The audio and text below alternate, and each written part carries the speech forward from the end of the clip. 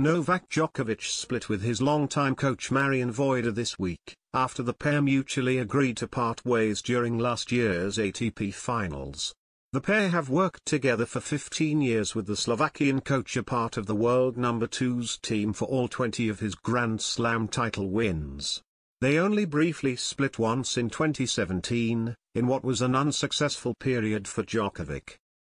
Djokovic and Vajda confirmed this week that they were ending their 15-year partnership. They mutually agreed to stop working together after last year's ATP Finals, where Vajda was not supposed to join Djokovic but had to fly in last minute when the Serbs' other coach Goran Ivanisevic was forced to leave for a family matter. The Slovakian coach didn't travel with his charge to Australia, where Djokovic was ultimately deported and unable to compete, or to Dubai, where the world number 2 finally started his season last week. Djokovic will now continue to work with Ivanisevic and the rest of his team, including his physios and fitness trainers Alesis Badio, Miljan Amanovic, and Marco Panici, who will stay the same. It's not the first time the Serb has split with Vajda, as the pair parted ways in 2017 shortly before Djokovic took time out for an elbow injury. Djokovic faced some struggles at the start of 2017 as he was upset by Denis Istomin in the Australian Open second round, his earliest exit at a major in 9 years. After a quarter-final loss to David Goffin in the Monte Carlo Masters, the 34-year-old split with his entire team, including Vajda, in something of a shock therapy and started working with former world number 1 Andre Agassi. The world number 2 won the ATP 250 in Eastbourne as a warm-up for Wimbledon while working with the 8-time Grand Slam champion, but this was the only title he won without Vajda. At Wimbledon, Djokovic retired while a set and a breakdown to Tomas Berdych in the quarter-final with an elbow injury, and later that month, announced he would be missing the rest of the season to recover.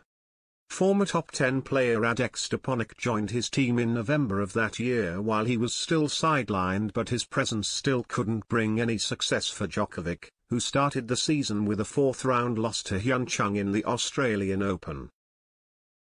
The 86-time title winner then underwent surgery on his right elbow, which he said had already hindered him for 2 years, but his turnaround time was fast as he was already back for the Indian Wells and Miami Masters in March.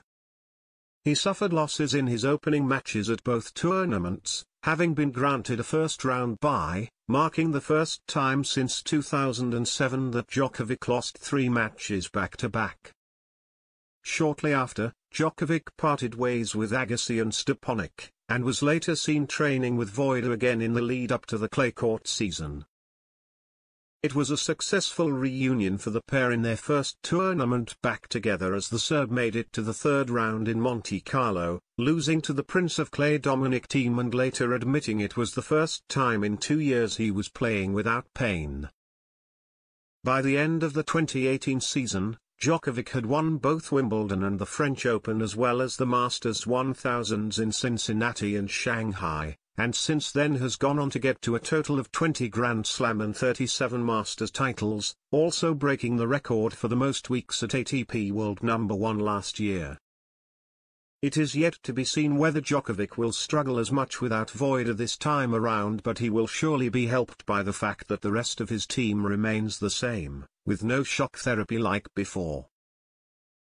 With Vajda already wanting more time at home with his family, the Serb has been joined by Ivanisevic as his only coach at multiple tournaments over the past couple of years and still had success, so there is hope Djokovic is already adjusted to life without his longtime coach.